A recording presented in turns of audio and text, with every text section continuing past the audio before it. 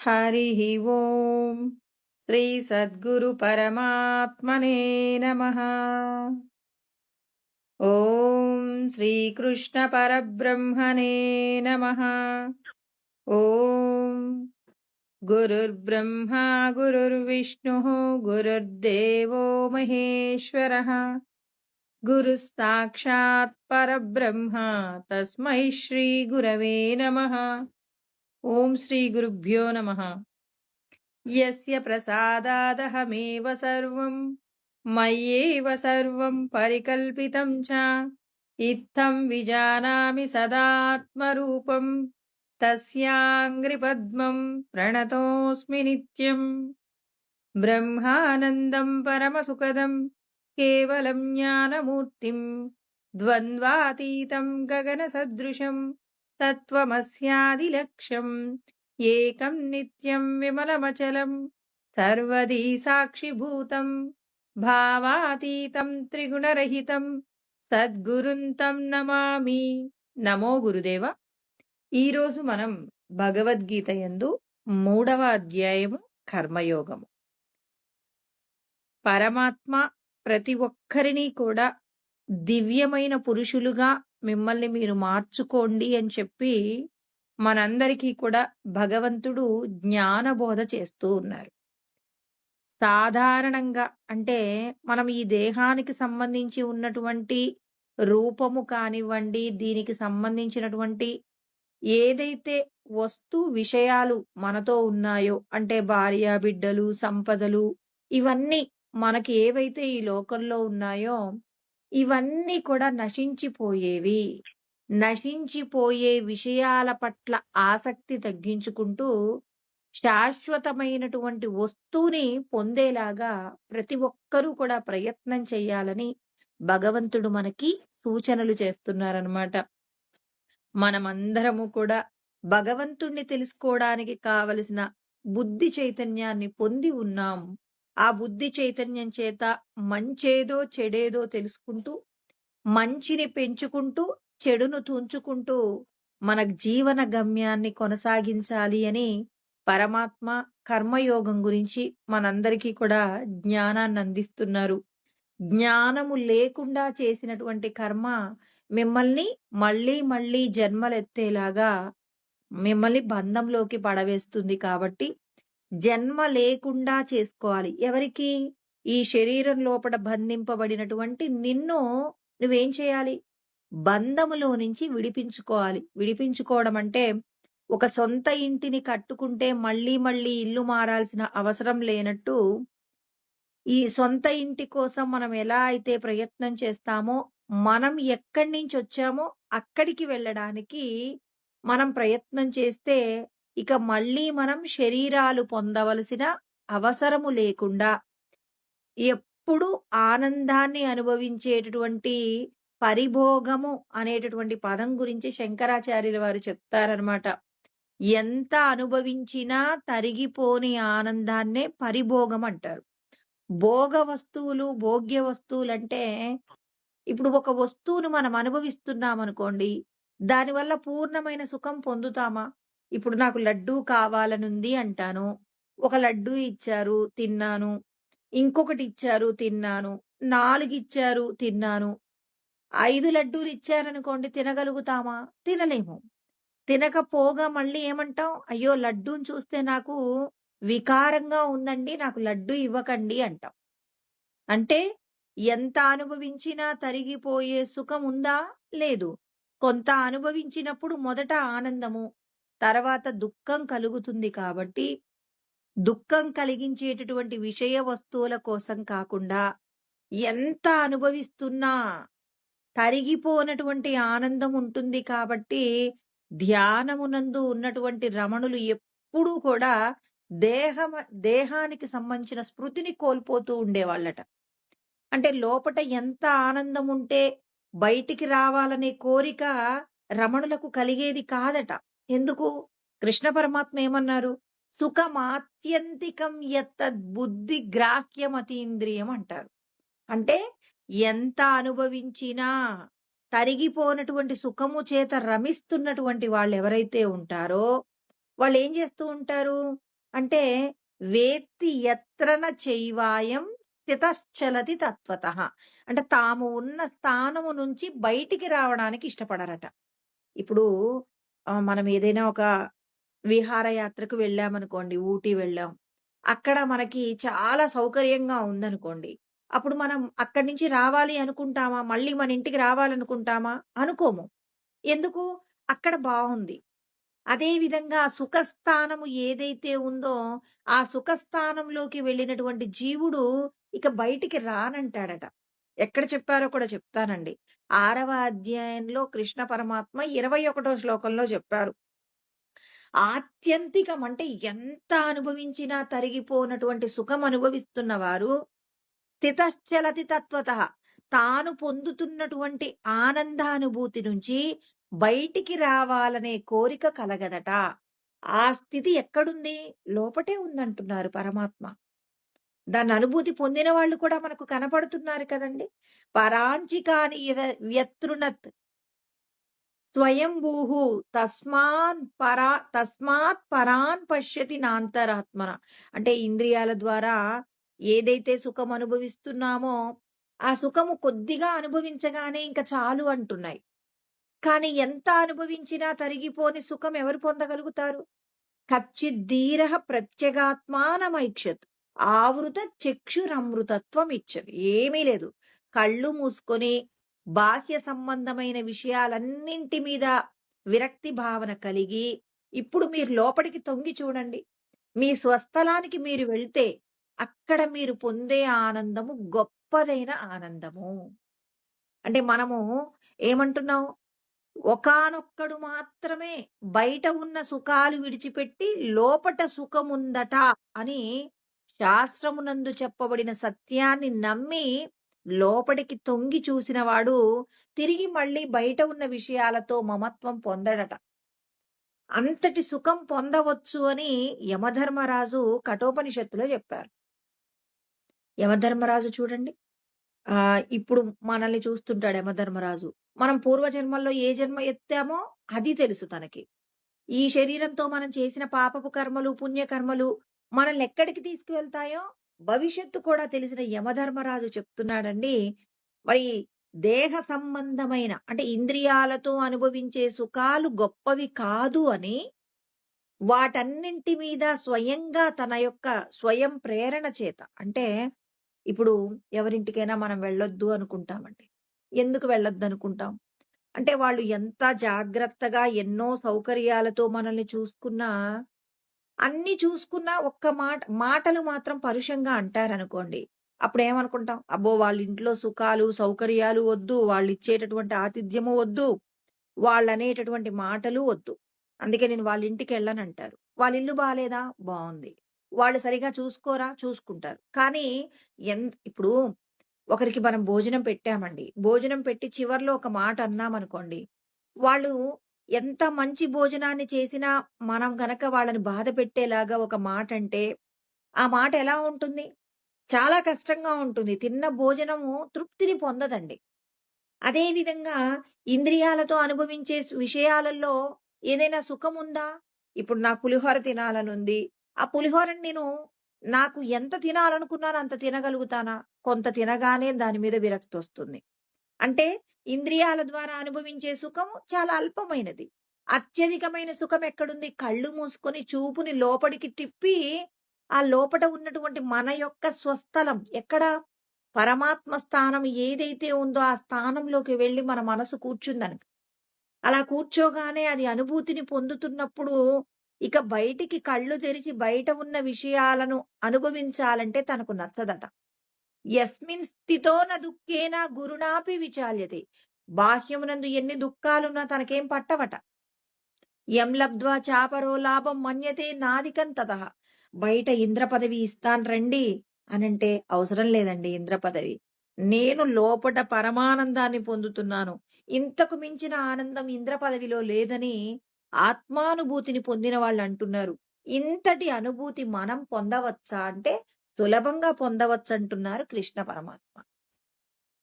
మీరు చేసే కర్మయందు జ్ఞానాన్ని పెంచండి. ఎటువంటి జ్ఞానం?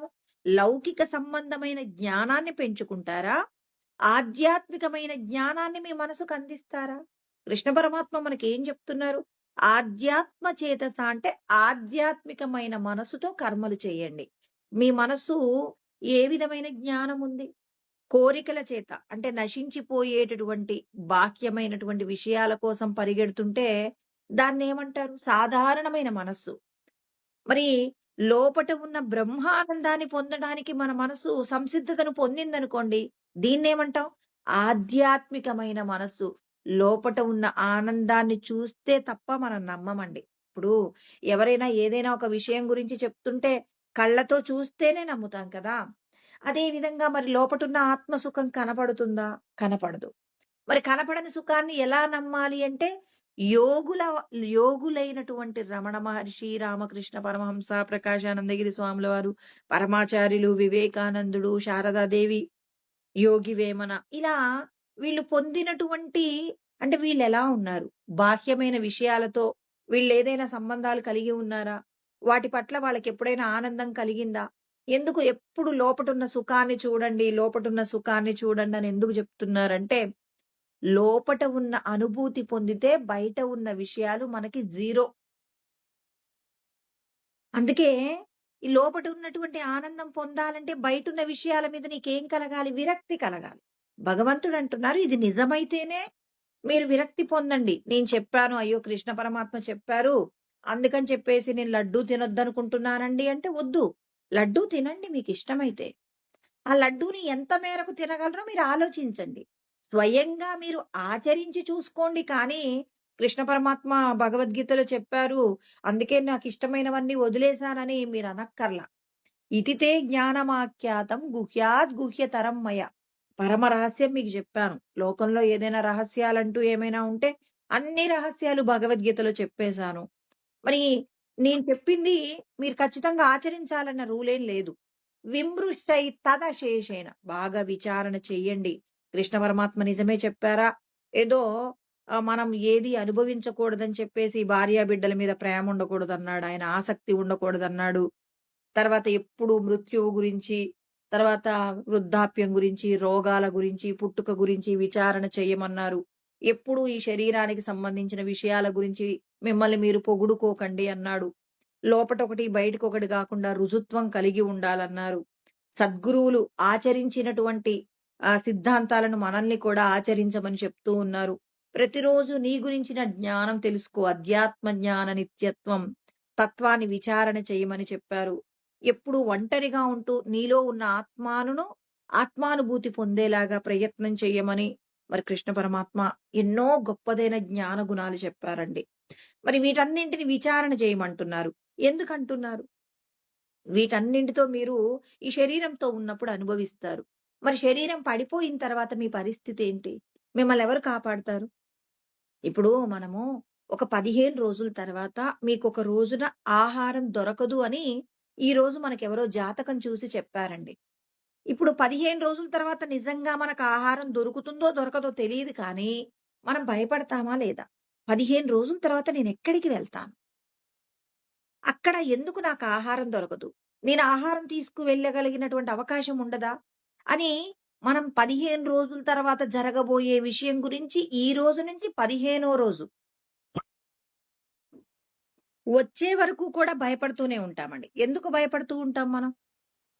భయపడుతున్నామంటే జరుగుతుందేమో, ఆ రోజు నాకు ఆహారం దొరకదేమోనన్న బెంగుందే. మరి ఈ శరీరం ఎప్పుడు విడిచిపెడతావో నీకు తెలుసా? ఈరోజు నీకు మరణం రాదనే గ్యారంటీ ఏమైనా ఉందా? మనం చూడట్లేదా అండి? ఈరోజు మనతో మాట్లాడిన వాళ్ళు, ఓ గంట తర్వాత వాళ్ళు లేకుండా వెళ్ళిపోయారనే వాళ్ళని మీరెప్పుడు వినలేదా? అంటే మీకు మాత్రమే మరి ఎప్పుడు భూమి మీద జీవించగలిగే అవకాశం ఉందా? లేదు కదా! పుట్టిన ప్రతి ప్రాణి ఏదో ఒక రోజు మరణిస్తుంది. ఆ మరణం అనేది ఈ క్షణంలో అయినా రావచ్చు. ఇంకొన్ని క్షణాల తర్వాత అయినా రావచ్చు. ఇంకో 10 సంవత్సరాల తర్వాత అయినా రావచ్చు. కానీ మరణం అనేది నీకు ఖచ్చితంగా ఉందా లేదా? మరి మరణం తర్వాత నువ్వెక్కడికెళ్తావు? ఎందుకు ఈరోజు నీకెందుకు భయం లేదు? ఇవాళ నువ్వు మాట్లాడే మాటలో ఎందుకు నిజాయితీ లేదు? నువ్వు చేసే కర్మ యందు ఎందుకు నిజాయితీ లేదు? ఎందుకు నీకు భయం కలగట్లేదు? భయం కలగట్లేదు అంటే 15 రోజుల తర్వాత ఆహారం దొరకదు అంటే ఆలోచిస్తావు కానీ, ఈ శరీరం విడిచిపెట్టాక నీ ప్రయాణం గురించి ఎవరైతే భయపడతారో, భయపడి ఈ రోజు తాను చేసే కర్మయందు జాగ్రత్త పడతారు. భగవంతుడు ఏమంటున్నారండి? జాగ్రత్తగా బతకండి అంటున్నాడు కానీ, బతకొద్దు అంటున్నాడా మిమ్మల్ని? మనందరికి పరమాత్మ ఏమంటున్నారు? జాగ్రత్తగా బతకండయ్యా! మీరివాళ ఎందుకు కష్టపడుతున్నారు? పూర్వజన్మల్లో చేసిన పాపాలు ఈ జన్మలో మిమ్మల్ని కష్టం రూపంలో బాధపెడుతున్నాయి. ఈ జన్మ ప్రయత్నం చేత ఇక కష్టం లేకుండా చేసుకోవచ్చు కదా! మరలా కష్టం లేకుండా చేసుకోవడానికి మనల్ని అడ్డగించేదెవరు? అడ్డగించేదెవరు అంటే కృష్ణ పరమాత్మ చెప్తున్నారు కదండీ! ఇంద్రియస్యేంద్రియస్యార్థే రాగద్వేషో వ్యవస్థితో తయోర్నవశమాగచ్చే తౌహ్యస్య పరిపందినో. మీ ఇంద్రియాలే మిమ్మల్ని పాపం చేయిస్తున్నాయి. మీ ఇంద్రియాలకేముంది? రాగము ఉంది, ద్వేషము ఉంది. అంటే మనం తింటున్న ఆహారం యందు ఇది ఇష్టమని, ఇది ఇష్టం లేదని, చూసే విషయాలలో ఇది వీళ్ళు నాకు నచ్చారని, వీళ్ళు నచ్చలేదని, వీళ్ళు మాట్లాడితే బాలేదని, వీళ్ళు మాట్లాడితే బావుందని, ఈ వాసన బావుందని, ఈ వాసన బాలేదని, నాకిక్కడుంటేనే సౌకర్యంగా ఉంటుంది, ఇక్కడుండకపోతే సౌకర్యంగా ఉండదని, మనమేం జేస్తున్నాం? భగవంతుడు మనకు ఏదైతే ఇచ్చాడో, ఇచ్చిన దాని యందు మంచి, చెడు ఎంచుతున్నామండి. పరమాత్మ అంటున్నారు నాకదే నచ్చదంటున్నాడు. ఇప్పుడు మీ పిల్లలకి ఒక డ్రెస్ తీసుకొచ్చారండి. బావుంది అన్నారనుకోండి ఎంత సంతోషపడతారో ఆ తల్లిదండ్రులు. ఆ డ్రెస్ తీసుకురాగానే ఇది బాలేదు, నాకొద్దు అన్నారనుకోండి ఎంత బాధపడతారండి వాళ్ళు. షాప్‌లో ఆ డ్రెస్ తీసుకొచ్చేటప్పుడు ఎన్ని సార్లు ఆ పిల్లలకి ఒక్కొక్క డ్రెస్ చూయించగానే మానసికంగా ఆ పిల్లవాడికి ఆ డ్రెస్ వేసి, ఇది బావుంటుందా వాడికి, ఇది బావుంటుందా అని చెప్పేసి ఎంతో ఆలోచన చేసి, చేసి ఆ పిల్లలకి ఆ బట్టలు తీసుకొస్తే, ఇది బాలేదు అని చెప్పేసి అన్నారు. తర్వాత మళ్ళీ ఆ డ్రెస్ వేసుకొని, అమ్మ బాలేదనుకున్నాను కానీ బావుందమ్మా అంటే, ముందు మనం బాధపడ్డామా లేదా? ఆ బాధ పడకుండా ఉండాలంటే పిల్లలకి నేర్పించాలి. ఏదైతే నీకు దొరికిందో, దొరికిన దానితో సంతోషంగా ఉండటం మనం ఇంట్లో తల్లిదండ్రులు ప్రాక్టీస్ చేస్తే పిల్లలు కూడా ఆచరిస్తారు. ఇప్పుడు మనం ఏం చేస్తాం పిల్లల్ని అలా అంటాం కానీ మనం మాత్రం ఏంటి? ఒక వస్తువు మనకి దొరకగానే ఇంట్లో ఇవాళ ఏదైనా మనకు దొరకగానే, అయ్యో! ఇవాళ పప్పు తినాల్సొచ్చిందండి. ఇంకేదో తింటే బావుండు అన్నామనుకోండి. అంటే మొదట నీకేంటి? ఇవాళ ఈ పదార్థంతో తింటున్నప్పుడు నీకు ఆనందం లేదు. కానీ అన్నం తింటున్నప్పుడు పప్పు బావుంది ఈరోజు అనుకున్నారు. ఏం లాభం? ఇవాళ పప్పుతో తినాల్సొస్తుందని బాధపడ్డారా? పిల్లలకదే అలవాటవుతుంది. భగవంతుడు కూడా అంటున్నారు. నేను మీకివాళ ఇది ఇచ్చానంటే ఎందుకిచ్చాను? మనం వండుకున్నటువంటి వంటనేనండి ఒక్కొక్క రోజు రుచిగా ఉంటుంది. ఒక్కొక్క రోజు రుచిగా ఉండదు. ఏ? రోజు మీరు రుచిగా తినాలనే అనుకుంటారు కదా! మరి మీరు చేసిన వంట ఒకరోజు ఎందుకు బాగా కుదురుతుంది, ఒక్కో రోజు బాగా కుదరదంటే, ప్రతి కార్యం వెనకాల కారణం ఉంటుంది. నువ్వు చేసిన పుణ్యం అమలులోకొస్తే ఇవాళ నువ్వు వంట చేయడంలో ఎలా హ్మ్, రోజు పెట్టే శ్రద్ధ కంటే సాధారణమైన శ్రద్ధ పెట్టినా, ఆ పదార్థం రుచిగా ఉంటుంది. ఒక్కొక్క రోజు ఎవరో అతిథులు వస్తుర్రని చాలా జాగ్రత్తగా చేసినా, ఆ పదార్థం రుచిగా ఉండదు. అంటే నీ యొక్క పాపపుణ్యాలే అంటే నువ్వు చేసుకున్న కర్మ యొక్క ఫలాలు పాపపు కర్మలున్నాయనుకోండి. ఆ పాపపు కర్మలు నిన్నేం చేస్తాయంటే, ఇవాళ నువ్వు చేసే ప్రతి పని కూడా అవతలి వాళ్ళతో నీవు తిట్లు పడేలాగా నీ కర్మ ఉంటుంది. నువ్వు ఎంత జాగ్రత్తగా చేసినా, ఆ జాగ్రత్త ఏం జరుగుతుంది అంటే, నిన్ను ఇబ్బందులు పడేలాగా చేస్తుంది. అంటే ప్రతి కార్యం వెనకాల కారణం ఉంటుంది. ఆ కారణాన్ని ఎవరు ఇస్తున్నారు అంటే, మనకి ఈశ్వరుడే అన్నింటిని అమలు జరుపుతున్నారు కాబట్టి, ఈశ్వరుడు మనకివాళ ఏదిచ్చారో, ఇవాళ ఇచ్చినటువంటి విషయాల యందు గనక అంటే మనని ఇవాళ ఎక్కడుండమన్నాడు, ఏం తినమన్నాడు, మీరు ఎవరెవరితో కలిసుండాలన్నారు, ఇవన్నీ కూడా భగవంతుడే నాకిస్తున్నారు అని నమ్మి, మనమేం చేయాలంటే, ప్రతి విషయాన్ని కూడా జాగ్రత్తగా అంగీకరిస్తూ, నచ్చకపోయినా అంగీకరిస్తూ, స్వామి నేను చేసిన పాపపు కార్యమేదో ఈరోజు నాకిష్టం లేని వాళ్ళ మధ్యలో ఉండాల్సొచ్చింది. నన్ను వేరొకరు ఇబ్బంది పెట్టారు అంటే, నేనేదో పూర్వజన్మల్లో చేసిన పాపపు కర్ముంది. ఆ కర్మయే నన్నివాళిక్కడ నిలబెట్టిందని, మనం ఆ కర్మని అంగీకరిస్తూ, భగవంతుడికి క్షమాపణలు చెప్తూ, మన యొక్క కర్మను మనం పూర్తి చేసుకోవాలి. అది ఆహారమైనా, మనముండే వ్యవహారమైనా, ఏదైనా సరే. భగవంతుడు అదే చెప్తున్నారు. మీరందరూ ఏం చేస్తున్నారు? మీకిచ్చిన ఇంద్రియాల చేత ఇది బాగుందని, వీళ్ళు మంచివాళ్ళని, వీళ్ళు చెడ్డవాళ్ళని మీకెందుకు ఆ నిర్ణయం? మిమ్మల్ని నేను ఈరోజు ఎక్కడ ఉంచానో అక్కడుండండి. దానితో సంతోషంగా ఉండండి. అలా కాకుండా వాటికి లొంగిపోకండి. ఇంద్రియాలకు లొంగిపోమాకండి. చెవి వినమంటుంది కదా అని చెప్పేసి అనవసరమైన విషయాలు వినకండి. నేను శాస్త్రం నందు ఏ విషయాలనైతే వినమని చెప్పానో చెప్పిన విధంగానే మీ ఇంద్రియాలను వినియోగించుకోండి. మీరు ఎవరెవరితో జీవించాలో నేను శాస్త్రం నందు చెప్పాను. చెప్పిన వాటన్నింటిని జాగ్రత్తగా మీరేం చేస్తారు? విచారణ జేయండి. కృష్ణ పరమాత్మ నన్ను ఈ సంసారం అనే సాగరంలో నుంచి బయటపడవేయడానికే నాకీ మార్గాన్ని సూచన చేస్తున్నారని చెప్పేసి కృష్ణ పరమాత్మ చెప్పిన మార్గాన్ని అంగీకరిస్తే అంగీకరించండి. లేకపోతే అయ్యో! కృష్ణ పరమాత్మ ఆయన ఏదో చెప్తాడు గానీ మనం ఇవన్నీ చేయగలుగుతామా? నేను చాలా సార్లు విన్నానండి. శాస్త్రంలో చెప్పినట్టుగా మనం కూడా దానాలు చేస్తే ఇంక ఉన్న సంసారం అంతా నాశనం అవుతుందని పాపం నాకు తెలిసినటువంటి వాళ్ళొకళ్ళు చెప్తుంటారండి. వాళ్ళ భార్య ఎవ్వరికీ దానం చేయడానికి ఒప్పుకోదట. ఆయన మాత్రం భార్యకు తెలియకుండానే దానం చేస్తుంటాడనమాట. ఆ భార్య ఏమంటుంది? శాస్త్రంలో చెప్పారు మనం చెయ్యాలి కదా! అంటే, శాస్త్రంలో 100 చెప్తారు. ఆ 100 మనం చేస్తామా? మరి శాస్త్రంలో చెప్పిందే కదండీ జరిగేది. ఇంకా భగవంతుడి దయ వల్ల శాస్త్రం తెలుసుకోగలిగిన భాగ్యం మనకు దొరికింది. ఆ పరమాత్మ ఏమంటున్నారు? మీరు పూర్వ జన్మలలో ఇతరులకు ఇంత ఇచ్చింది ఉంది కాబట్టే ఇవాళ మీకు ఇంత దానం చేయగలిగిన శక్తి ఉంది. ఒకవేళ గనక మీకు ఇతరులకు పూర్వజన్మలో ఏమీ ఇచ్చి లేకపోతే మీరు కూడా తినటానికి తిండి లేని పరిస్థితిలో మీరు ఉండేవాళ్ళు. అందుకే మనమందరం కోరుకోవాల్సింది ఏంటి అంటే, అనాయాసేన మరణం వినా దైన్యేన జీవితం అంటారనమాట. శాస్త్రం చెప్తుంది.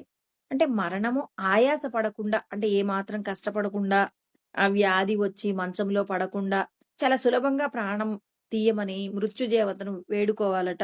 అమ్మా! మృత్యువు కూడా దేవతే కదండీ! ఆమె యొక్క అనుగ్రహం ఉంటేనే మనం ఏదైనా సాధించగలుగుతామనమాట. మరి మృత్యుదేవత ఏమని అడగాలి? అమ్మ నాకు కష్టం లేని మరణాన్నివ్వమని. వినా దైన్యేన జీవితం అంటే ఒకరి దగ్గర చెయ్యి చాపి బతికేటటువంటి అవకాశం నాకెప్పటికీ ఇవ్వకండి. నేను స్వయంగా సంపాదించుకొని, నా కష్టం మీద నేను బ్రతికేలాగా మీరు నాకు అనుగ్రహం చేయమని భగవంతుడిని వేడుకోవాలట.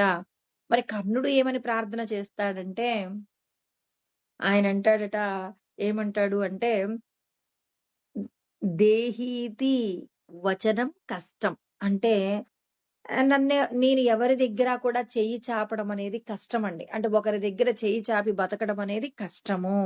మనం కూడా ఇందాక అదే అనుకున్నాంగా. వినాదైన్యైన జీవితం అంటే ఒకరి దగ్గర చెయ్యి చాపి ఆహ్, బ్రతకటం అనేది లేకుండా చూడండి. కర్ణుడు కూడా ఇలాగే అడుగుతున్నాడండి. అడుగుతూ ఇంకొక మాట కూడా అడుగుతున్నాడు. ఇంకొక మాట కూడా ప్రసాదించమని అడుగుతున్నాడు భగవంతుడిని. ఏంటంటే, నాస్తీతి వంచన చ మే అంటాడు. అంటే నన్నెవరైనా అడిగితే లేదు అనటం కూడా కష్టం. ఈయన దగ్గర అందుకే కర్ణుడు గొప్ప దాన గుణాలున్నవాడండి. ఆయనేమంటాడు? తనని ఎవరైనా ఏదైనా అడిగితే చివరికి తన ప్రాణం పోతుందని తెలిసినా కవచ కుండలాలిచ్చాడండి. అంటే చూడండి, తనకు మరణము కంటే తనని ఎవరైనా ఏదైనా అడిగితే ఇవ్వటమే గొప్పదిగా భావన చేస్తాడు. అందుకే భగవంతుడిని ఎప్పుడు ప్రార్థన చేస్తాడట. ఏమని ప్రార్థన చేస్తాడు? నేను ఒకరి దగ్గర ఇది కావాలి అని కోరకుండా చూడండి. అంటే అది చాలా కష్టం. ఒకరిని నేను దేహి అని అడగకుండా చూడండి. తర్వాత నన్నెవరైనా అడిగితే లేదు అనటం కూడా నాకు చాలా కష్టం. ఈ పరిస్థితి కూడా నాకు రానివ్వకండి. దేహి నాస్తీతి యద్వాక్యం. అంటే ఏదైతే ఒకరి దగ్గర చెయ్యి చాపటం, తర్వాత ఇంకొకటి ఇంకొకరికి లేదు అనటం లేకుండా చెయ్యండి స్వామి నాకు అని చెప్పేసి భగవంతుణ్ణి మనం ఏం చేయాలట? వేడుకోవాలట. జన్మ జన్మని అనాలట. అంటే జన్మ జన్మలలో కూడా నాకు ఈ 2 విషయాలు నాకు నా వెంట రాకుండా చూడండి. ఎప్పుడూ నేను నా యొక్క స్వయం సంపాదన మీద బతకాలి.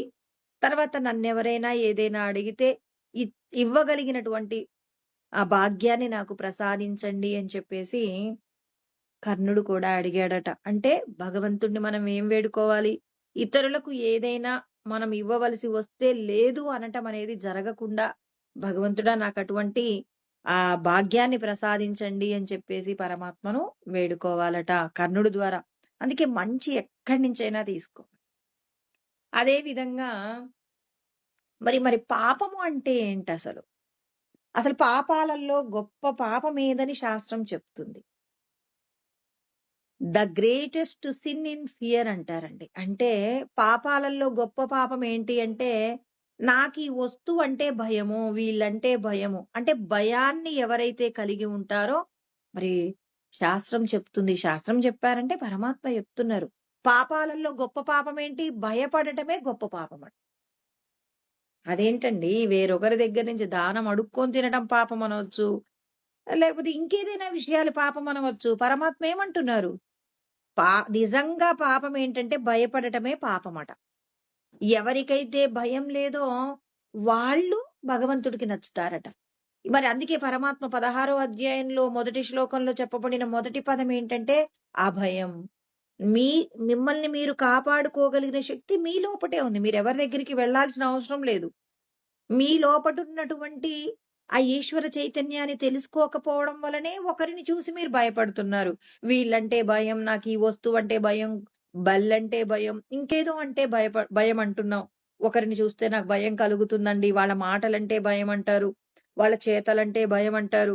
పరమాత్మ అంటున్నారు పాపాలలో గొప్ప పాపం ఏదైనా ఉంది అంటే అదేంటి అంటే భయపడటానికి మించిన పాపం ఇంకొక పాపం ఏమీ లేదు. అందుకే పరమాత్మ మనందరికీ కూడా శాస్త్రం నందు చెప్తూ ఉన్నారు. భయపడకండి. మిమ్మల్ని నేను రక్షిస్తాను. సదా రక్షిస్తాను. నా రక్షణలో మీరున్నారు. తల్లిదండ్రుల చెయ్యి పట్టుకున్నటువంటి పసిపిల్లవాడు ఎలా అయితే భయపడకుండా తాను నిర్భయంగా ఎక్కడికైనా నీటి సంపు దగ్గరికి వెళ్తాడు. లేపోతే ఇంకొక వేడిగా ఉన్నటువంటి స్టవ్ దగ్గరికి వెళ్ళే ప్రయత్నం చేస్తాడు. పదునైన చాకును పట్టుకునే ప్రయత్నం చేస్తాడు. ఎందుకు? తనకు ప్రమాదం రాకుండా తల్లిదండ్రులు కాపాడుతారనేటటువంటి ధైర్యం ఉంటుంది. కాబట్టి పిల్లవాడు ఎలా అయితే తల్లిదండ్రుల మీద భారం వేసి వాడు సంతోషంగా ఉంటాడో, అదే విధంగా మీకు కూడా నేను మిమ్మల్ని అనుక్షణం రక్షణ చేస్తూ ఉంటాను. కాబట్టి నా మీద నమ్మకం చేత మీరు జీవించండి. కంటికి కనపడట్లేదు అని చెప్పేసి భగవంతుడు మిమ్మల్ని వదిలిపెట్టాడనుకోకండి. అనుక్షణం నా యొక్క రక్షణలో మీరుంటారు. మీరందరూ కూడా నా యొక్క సంతతి కాబట్టి మిమ్మల్ని మళ్ళీ నా దగ్గరికి చేర్చుకోగలిగినటువంటి అవకాశాలన్నీ కూడా నేను మీకిస్తాను. ఆ అవకాశాలను మీరేం చేయాలి? జాగ్రత్తగా అవకాశాలను తెలుసుకొని సద్వినియోగపరుచుకోండి అని పరమాత్మ చెప్తున్నారు. అందుకే ఇంద్రియాలకు మీరు లొంగకండి అంటున్నారు. శాస్త్రం చదివితే కదండీ, శాస్త్రాన్ని వింటే కదండీ, మనని ప్రమాదంలో పడవేసే శత్రువులు ఎక్కడున్నారో తెలుస్తుంది. మనం ఎక్కడో సమాజంలో ఉన్న ఒక దూరంగా ఉన్న ఒక శత్రువుని చూసి భయపడుతున్నాం. తర్వాత ఇంట్లో ఉన్న శత్రువుని చూసి భయపడుతున్నాం. కానీ నీ లోపటున్నటువంటి శత్రువులను చూసి నువ్వు భయపడకు అని చెప్పేసి ఆహ్, పరమాత్మ చెప్తున్నారు. అంటే నిజంగా నిన్ను ఇబ్బందులు పెట్టేది ఎవరంటే నీ లోపటున్న శత్రువులే నిన్ను ఇబ్బంది పెడతారు. వేరొకరెవ్వరు కూడా నిన్ను ఇబ్బంది పెట్టరు. నీ లోపటున్న శత్రువులతో నువ్వు జాగ్రత్తగా ఉండు. నీ కన్ను ఏం చూడమంటుంది? నీ చెవి ఏం వినమంటుంది? నీ నాలుక ఏం తినమంటుంది? భగవంతుడు అంగీకరించిన విధంగానే నువ్వు వాటిని స్వీకరిస్తున్నావా? లేకపోతే ఇంద్రియాలకు లొంగిపోయి ప్రవర్తిస్తున్నావా? ఈ నిర్ నువ్వు నిరంతరము కూడా ఈ దేహం కాదనే భావన నీ మనసులో పదిలం చేసుకోండి. దేహం లోపట ఉన్నటువంటి విషయాలతో నువ్వు మమత్వం పొందావు అంటే మాత్రం నువ్వు నాకు దూరమవుతావు. ఈ మానవ జన్మలో నీకివ్వబడిన బుద్ధి చైతన్యాన్ని నువ్వు వినియోగించుకోవాలంటే ఏం చేయాలంటే ప్రతి క్షణము కూడా మీరేం చేస్తారు? నన్ను స్మరణ చెయ్యండి. స్మరణ చేస్తూ దేహ సంబంధమైన విషయాల నుండి విడిపించమని ప్రార్థించండి. అందుకే ప్రార్థన గురించి ఒక మాటండి. ప్రార్థన అంటే ఏంటంటే, మనం ఖచ్చితంగా భగవంతుడిని ప్రార్థన చేస్తాం. ఇంకా ఎవరైనా మనకు సహాయం చేయాలంటే వాళ్ళని కూడా ప్రార్థిస్తాం కదా! మరి ప్రార్థనలో ఉన్నటువంటి విషయం ఏంటి? ప్రార్థిస్తాం. ఇప్పుడు నేను ఎవరి దగ్గరికో ఒకరి దగ్గరికి సహాయానికి వెళ్తున్నాను. వెళ్ళేటప్పుడు నేను అనుకుంటాననమాట. ప్రార్థన చేస్తాను. భగవంతుడా! నేను పలానా వాళ్ళని సహాయం కావాలంటున్నాను. వాళ్ళు నాకు సహాయం చేసేలాగా మీరే ఆహ్, నాకు ఈ ఉపకారం చేసి పెట్టండి అని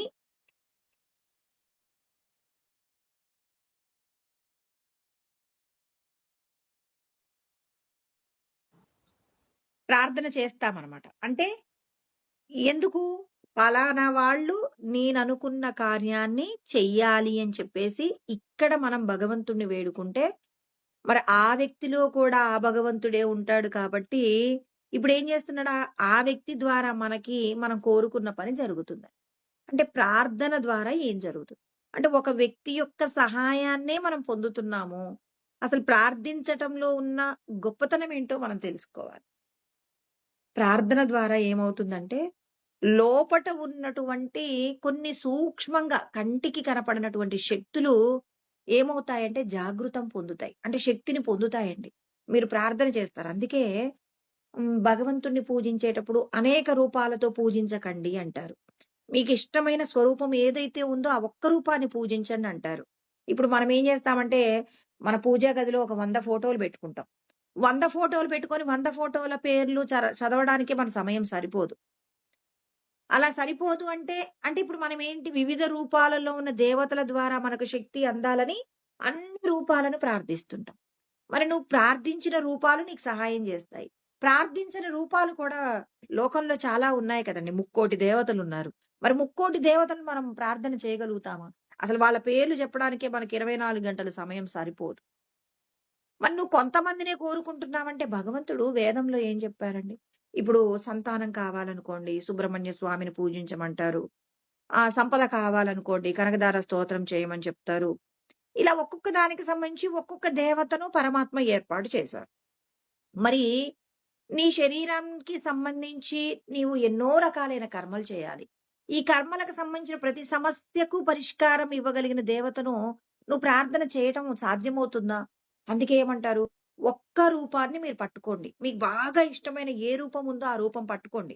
ఆ రూపంతో మీరు నిరంతరం స్మరణ చేస్తుంటే, ఆ ఒక్క రూపమే ముక్కోటి దేవతల రూపంలో నీకు ఏ విధమైన కష్టమొస్తే ఆ కష్టాన్ని తీర్చగలిగిన శక్తి ఇప్పుడు రాముడున్నాడనుకున్నాననుకోండి. ఇప్పుడు ఆ రాముడే నీ కష్టాన్నన్నింటినీ తీర్చగలడు అన్నప్పుడు, ఆ ఒక్కడే నీ శరీరానికి సంబంధించి నువ్వు చేసే ప్రతి కర్మలకు సంబంధించి పరిష్కారాలన్నింటినీ ఇవ్వగలడు అని నువ్వు నమ్మాలి. అందుకనే ఏ ఏకేశ్వరోపాసన అంటారు. ఏ రూపమైనా శక్తివంతమేనండి. రాముడే అనాలా అంటే, నీకిష్టమైనటువంటి ఒక ఊరి దేవత, ఆ ఊరి దేవతనైనా మీరు ప్రార్థించండి. ఆ ఊరి దేవతకు కూడా మరి సమస్త దేవతల యొక్క శక్తిని నీకు అందించగలిగిన శక్తి ఉంది. ఎందుకు? అంతటా ఉన్నది ఒకే ఒక్క చైతన్యం ఆత్మ స్వరూపమండి. ఆత్మ చైతన్యము అంతటా ఉంది. ఇది చిన్న రూపము, ఈమె ఊరి దేవత, ఊరి దేవతకు పెద్ద సమస్యను పరిష్కరించే శక్తి ఉంటుందా అంటే ఉంటుంది. మీరు నమ్మండి ఫస్ట్ అంతే. అంతటా ఉన్నది ఒక్కటే భగవంతుడు. చీమ రూపంలో ఆయనే ఉన్నాడు. గొప్పదైనటువంటి సింహ రూపంలో కూడా ఉన్నది పరమాత్మయే. మరి, మరి ఊరి దేవతగా ఉన్నటువంటి ఆ దేవతా స్వరూపంగా ఉన్నది ఆయనే. సాక్షాత్ శ్రీ మహావిష్ణువుగా కూడా ఉన్నది ఆయనే. అంటే ఉన్నది ఏకరూపమేనండి. ఏకరూపమే వివిధ రూపాలలో ఉంది. అంటే మన సమస్యను పరిష్కరించగలిగిన శక్తి ఒక్క రూపంతో ధ్యానం చెయ్యండి. ఏకేశ్వరోపాసన మీరు చేయటం ప్రారంభిస్తే మీ దేహానికి సంబంధించి ఏ విధమైన కష్టమొచ్చినా ఆ కష్టాన్ని పోగొడతారు. అంటే ఇప్పుడు మన శరీరంలో కూడా 33 మంది దేవతలున్నారంటారు. మరి ఆ దేవతలందరికీ శక్తి కావాలి అంటే మరి ఏం చేయాలి? నువ్వు ప్రార్థన చేయాలి. ప్రార్థన చేసి నువ్వు కొంతమందినే ప్రార్థన చేశారనుకోండి, ఆ ప్రార్థన ఏమవుతుంది అనంటే మరి కొన్ని శక్తులనే మేలుకొలుపుతాయి. అందుకనే అన్ని రూపాలలో ఉన్నటువంటి ఏక స్వరూపంగా ఉన్నటువంటి ఆత్మ యొక్క శక్తిని మీరు ప్రార్థన చెయ్యండి. అందుకే వివేకానందుడు అంటారనమాట. మీ యొక్క ప్రార్థన గనక ఆత్మ యొక్క చేతనత్వంతో కలిస్తే మీ సమస్త కోరికలు నెరవేరుతాయి. అంటే లోపట ఉన్నటువంటి ఎవరైతే సూక్ష్మ స్వరూపాలుగా ఉన్నటువంటి సూక్ష్మ రూపాలుగా ఉన్న దేవతలున్నారో ఆ దేవతలందరికీ కావలసిన శక్తి అందుతుంది. అందుకే ఒక్క ఆత్మశక్తిని ప్రార్థించండి చాలు అంటున్నారు. ఆత్మానుభూతిని పొందినటువంటి వాళ్ళు చెప్తున్నారు. పరమాత్మ కూడా మనకిదే సత్యం తెలియజేస్తున్నారు. అందుకే నిన్న మనం చెప్పుకున్నాం. ఆ శాంతి మంత్రంలో ఏమంటాం? శం నో మిత్రః శం నో వరుణః శం నో భవత్యర్యమా శం నో ఇంద్రో బృహస్పతిః శంన విష్ణురురుక్రమః నమో బ్రహ్మణే నమో వాయుదేవ అని చెప్పేసి చెప్పుకుంటాం. అంటే ప్రాణానికి, పగటికి అధిపతి ఎవరు అంటే మిత్రుడండి. మరి కంటికి అభిమాన దేవత అయినటువంటి కంటికి, సూర్యుడికి అభిమాన దేవత ఎవరు అంటే అర్యముడు. తర్వాత రాత్రికి అభిమాన దేవతగా వరుణుడుంటారు. తర్వాత చేతులకు అభిమాన దేవతగా ఇంద్రుడుంటారు. ఇంద్రుడి ద్వారా మనకి శక్తి అందుతుందనమాట. పాదముల యందు శ్రీ మహావిష్ణువు ఉంటారు. తర్వాత వాక్కుకి, బుద్ధికి కూడా బృహస్పతి అభిమాన దేవతగా ఉంటారు. అంటే వీళ్ళందరినీ మనం ప్రార్థన చేయకుండా, ఒక్క ఆత్మ స్వరూపాన్ని ప్రార్థన చేస్తే ఇంతమందికి కూడా మనకేమవుతుందంటే శక్తి అందుతుంది. కానీ ఎవరెవరికి శక్తి అందాలి అనే జ్ఞానం మినిమమ్ ఉండాలిగా. ఇప్పుడు నేను ఒక పని చేశాను. ఒక పని చేస్తే స్వామి మాకు మా కుటుంబానికి సరిపోయే భోజనం పెట్టండి అంటే ఆ ఓనర్‌కి తెలిసుండాలి. మన ఇంట్లో ఎంతమందున్నారో తెలిసుండాలి. మా ఇంట్లో ఒక 10 మంది ఉంటామండి. ఆ 10 మందికి భోజనం పెట్టండనే మాట చెప్పాలా వద్దా? ఇప్పుడు ఈ శరీరంలో కూడా ఎవరెవరున్నారు? ఎవరెవరున్నారు అంటే, ఇప్పుడు కంటికి అధిపతిగా ఉన్నటువంటి వాళ్ళున్నారు. మిత్రుడు ఉన్నారు, వరుణదేవుడు, చీకటిని చీకటిని కాపాడేటటువంటి వరుణదేవుడు ఉన్నాడు. అంటే భగవంతుడు ఏం చేశాడు? ఇప్పుడు మనం మాత్రం ఇప్పుడు మన దేశాన్ని పరిపాలించడానికండి, మరి ఒక్కొక్క స్థాయిలో కేంద్ర ప్రభుత్వము, రాష్ట్ర ప్రభుత్వం అని చెప్పేసి, జిల్లా స్థాయిలో కలెక్టర్ అని చెప్పేసి, ఊరి గ్రామ పంచాయతీలలో సర్పంచులని చెప్పేసి, వార్డుని చూసుకోవడానికి వార్డు మెంబర్‌లని మనం ఏర్పాటు చేసినట్టు పరమాత్మ కూడా ఏం చేశారు? పరిపాలన విభజన కోసం ఒక్కొక్కరికి ఒక్కొక్క విభాగాన్ని ఏర్పాటు చేశారు. దాన్నే ఏమంటారంటే విశ్వప్రభుత్వ చట్టం అంటారనమాట. ఈ విశ్వప్రభుత్వ చట్టం అందుకే శుకబ్రహ్మ ఆశ్రమానికి మీరెప్పుడైనా వెళ్తే అక్కడ రాసిపెట్టి ఉంటుందనమాట. వంటశాలకు ముందు ఉన్నటువంటి ఒక గోడ మీద విశ్వప్రభుత్వ చట్టము.